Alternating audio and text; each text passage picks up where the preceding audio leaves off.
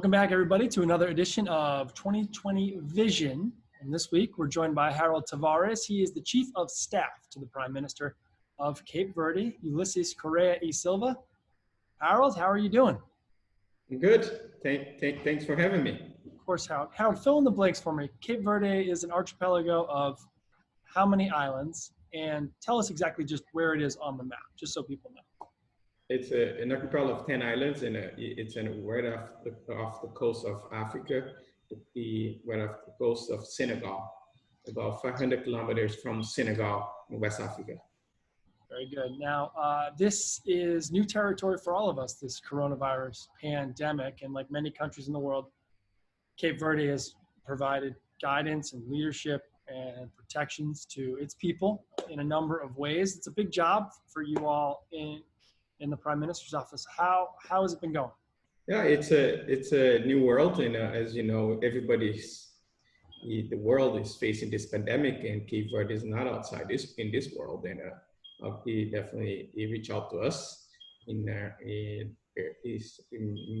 sometime in March. We had the first case, but we've been overseeing these since the case in China. And we created a crisis team, and we started working very closely in January as this pandemic started to grow internationally outside China. It did caught us in the middle of our biggest economic time of saying the revenue that the country gets, because it's during the high season for tourism, and tourism is our biggest industry. And as you can see right now, with this pandemic, the world has pretty much is locked down in a particular Cape Verde perspective. There's no tourists in the country, and there's no airplane flying Cape Verde airspace, which is another biggest thing in Cape Verde, because Cape Verde is located, as I mentioned, Cape Verde is located west of the coast of Africa.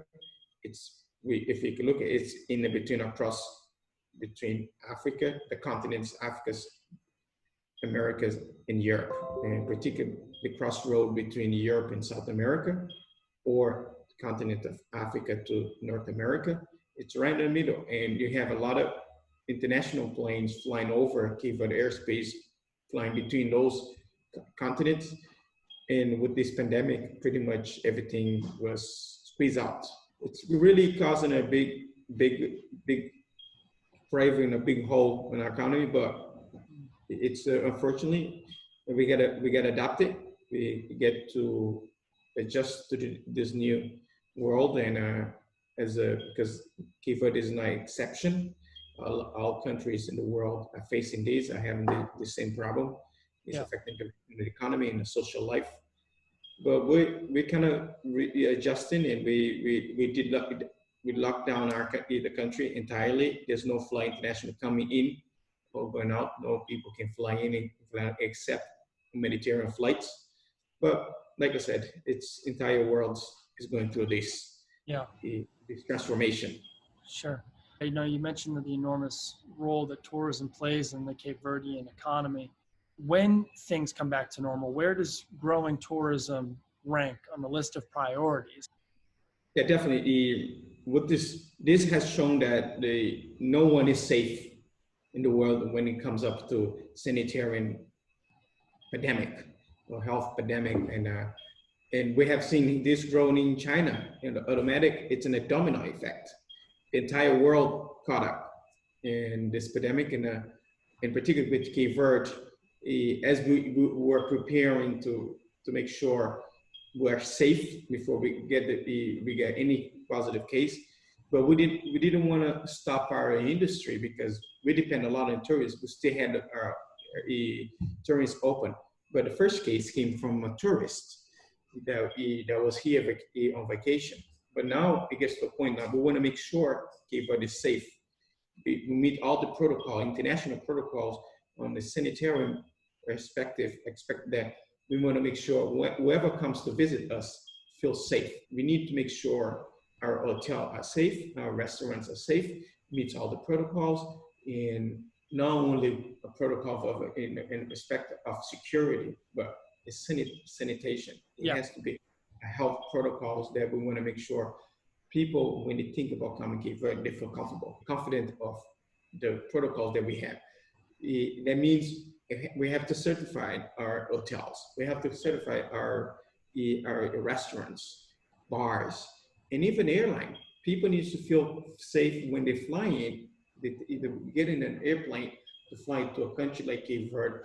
And this is the new world we have to come up. We have to redesign. We have to orchestrate it and make sure the tourists feel comfortable. And this is our perspective, and we are going to that direction. We work very close with the World Health Organization and also other partners like the European and then with, for example, our Portuguese counterpart, because we want to build a protocol that we can show to the world Cape Verde is a safe place.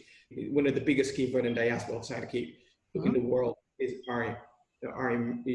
are located in the cities in Massachusetts, including Boston, Brockton, from Boston to southern Massachusetts. That includes New Bedford, even Rhode Island and Providence. But we're looking forward to promote the country, particularly taking the opportunity to promote Cape Verdean culture, where Cape Verdeans are located in New England, particularly Massachusetts. And I think there's an opportunity here as we look into diaspora to spread out and also create a great marketing opportunity. Say, how about travel to Cape Verde? Do you vacation to Cape Verde? But for that, we need to come up with those protocols. Howard, one of the ways to best grow tourism and bring these people to Cape Verde is through large signature events. And for 2021, the Ocean Race, an enormous multinational sailing event, has chosen Cape Verde as one of its host countries. That's big news. What does it mean for you and Cape Verdeans? Yes, the Ocean Race, it would be one of the biggest event that we Cape Verde international. I think it's the biggest. It would be the biggest international event that will be hosted in Cape Verde, and we're very excited about that for many reasons. One, we're very excited Cape Verde was chosen to be a host city, and it's the first ever country in West Africa, and second country in Africa to be a host. And the first one is South Africa to Cape Town, city of Cape Town, has been many years a host city.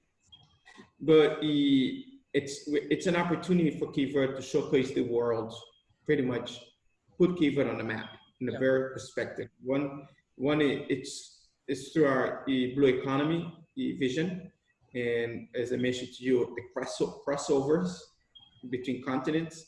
It's an opportunity to show a stopping point for a hub, as we vision Cape Verde, one of the hub in the middle of Atlantic, in this part of region for transatlantic shipping or transatlantic flight. Okay. And we Ocean Race an opportunity to showcase that.